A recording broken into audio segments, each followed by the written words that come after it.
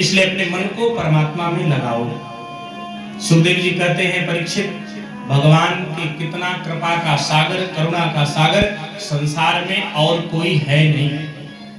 सुखदेव जी ने कहा, राजन, भगवान के एक गुरुकुल के सखा हैं जिनका नाम है सुदामा। सुदामा जी भगवान के बचपन के सखा। लोग कहते हैं सुदामा जी दरिद्र थे, परंतु भागवत जी में एक जगह भी ऐसा वर्णन नहीं आया कि सुदामा जी दरिद्र थे। सुदामा जी के बारे में श्री सुखदेव जी महाराज कहते हैं, कृष्णस्यासीत् सखा कश्चित् ब्राह्मणो ब्रह्मवित्तमः विरक्त इंद्रियार्थेषु चितेन्द्रियः। सुखदेव जी कहते हैं, राजन, सुदामा जी विरक्त हैं, विरक्त इंद्रियार्थेषु, जिन्होंने अपने इंद्रियों को अपने वश में करके रखा है, जो सदैव प्रसन्न रहता है, उसे कभी दरिद्र नहीं कहा जा सकता है। दरिद्र कौन है? जिसके जीवन में सज्जनों संतोष नहीं है। दरिद्रो यस्तो संतुष्टो। एक करोड़पति व्यक्ति, एक अरबपति व्यक्ति, एक खरबपति व्यक्ति को दरिद्र कहा जा सकता है, लेकिन सुदामा जी को दरिद्र नहीं कहा जा सकता है। क्यों? जब आवे संतोष धन,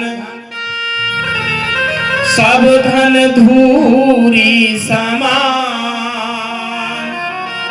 जब जीवन में सज्जनों संतोष रूपी धन आ जाए तो उसका जीवन परम आनंदमय हो जाता है। जिसके जीवन में संतोष नहीं है उसे दरिद्र कहा जा सकता है।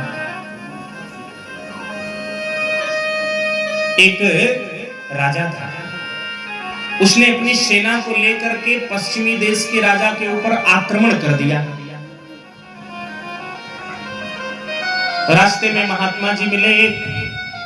महात्मा जी ने लोगों से पूछा, भाई ये कहां पर लोग मारो काटो लूटो चिल्लाते हुए जा रहे हैं?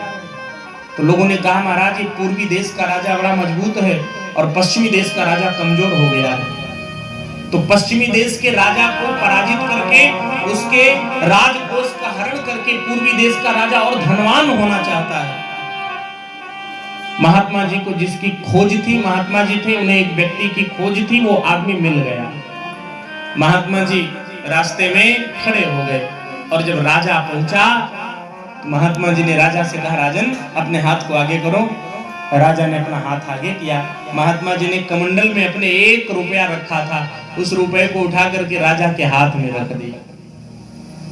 राजा ने कहा, महाराज, ये 1 रुपया मेरे किस काम का है? महात्मा ने कहा, मुझे एक दरिद्र व्यक्ति की तलाश थी। मैं कई स्थानों पर गया, बड़े बड़े झोपड़पट्टियों में गया, बड़े बड़े तीर्थों में गया, कोई दरिद्र मिला नहीं तुम जैसा। दरिद्र व्यक्ति को इस 1 रुपये हो जाता है और मेरे पास कमी ही क्या है? भगवान का भजन करता हूँ, व्यवस्था परमात्मा चलाता है और सुशीला में मांगने के बाद भेज रही है। धन्य है वह पत्नी जो अपने पति को भगवान से मिलने के लिए प्रेरित करती है, मिलने के लिए प्रेरणा देती है। सुशीला ने कहा, चिंता मत करिए, कुछ मांगिएगा नहीं, लेकिन आप जाइए। सुदामा जी ने कहा, कुछ है नहीं, क्या लेकर जाऊं? मित्र के यहाँ, संत के यहाँ, गुरु के यहाँ, ब्राह्मण के यहाँ कभी खाली हाथ नहीं जाना चाहिए। सुशीला ने कहा, मैं ले जाने की व्यवस्था मैं करती हूँ, आप चिंता मत करिए, बस आप जाने की तैयारी करिए। सुखदेव जी कहते हैं, राजन, स्नान करने, संध्या वंदन करने, इतने में सुशीला 3-4 घरों से एक मुट्ठी चावल मांग करके लाई। याचित्वा चतुरोन्मुष्टि विप्रानो पृथक तंडुला। सुशीला 3-4 घरों से एक मुट्ठी चावल। क्यों? सुशीला ने विचार, चाहती तो कुंटल 2 कुंटल चावल एकत्रित कर सकती थी सुशीला, लोग दे देते, लेकिन सुशीला ने सोचा 4 घर का चावल होगा, कोई चावल टूटा होगा, कोई चावल मोटा होगा, कोई चावल पतला होगा। जब कृष्ण देखेंगे कि सुदामा जी के पास चावल की भी व्यवस्था अच्छे से नहीं है तो कृपा करेंगे।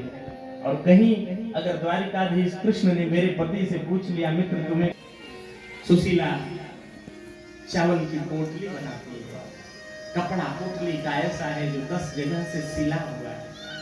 सुशीला ने सोचा गोविंद देखेंगे एक पोटली के भी कपड़े की टुकड़े की भी व्यवस्था अच्छी नहीं है, तो अन्न और वस्त्र की व्यवस्था तो कर ही देंगे।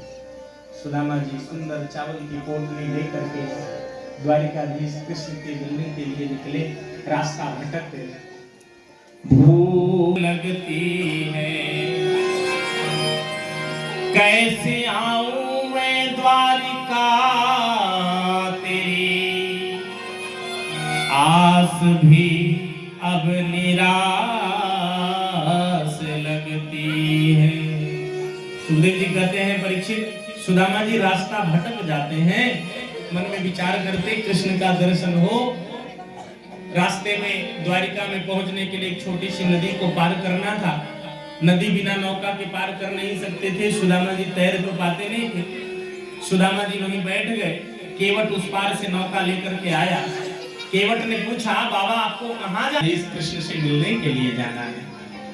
अच्छा, केवट ने नौका में सुदामा जी को बैठा लिया। बाबा आपको उस पार पहुंचा देता हूं, उसी पार है द्वारिकापुरी। केवट ने हाथ पकड़ा, सुदामा जी को नौका में बैठाया और जब नौका लेकर के चला आगे, बीच नदी में पहुंचा तो बाबा आपके पास कुछ है कि नहीं मुझे देने के लिए? क्यों इस नौका में? सुदामा जी ने कहा भैया मुझे तो तू इसी पार उतार दे, मेरे पास तो कुछ है नहीं तुझे देने के लिए। अच्छा बाबा आप कहाँ जा रहे हो? सुदामा जी ने कहा भैया द्वारिकाधीश कृष्ण का नाम सुना है? हाँ, उन्हें कौन नहीं जानता?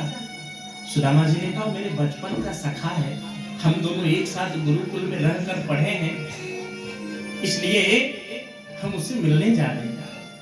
मेरे पास कुछ है नहीं आपको देने की। यार